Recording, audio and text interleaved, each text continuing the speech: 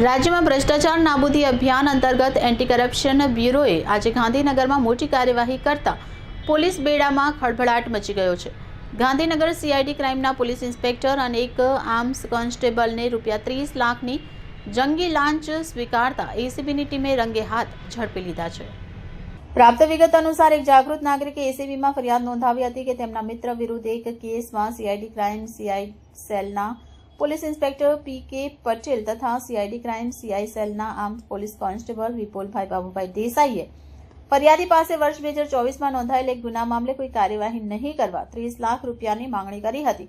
જે લાંચની રકમ ફરિયાદી આપવા માંગતા ન હોય તેથી તેમણે એસીબીનો સંપર્ક કરી ફરિયાદ નોંધાવી હતી, જેથી અમદાવાદ શહેર એસીબીની ટીમે ગાંધીનગરના સરગાસણ વિસ્તારમાં ધ ઓફિસીસ હરી ગ્રુપ નામની નવી બનતી સાઇટ પાસે ટ્રેપ ગોઠવી હતી।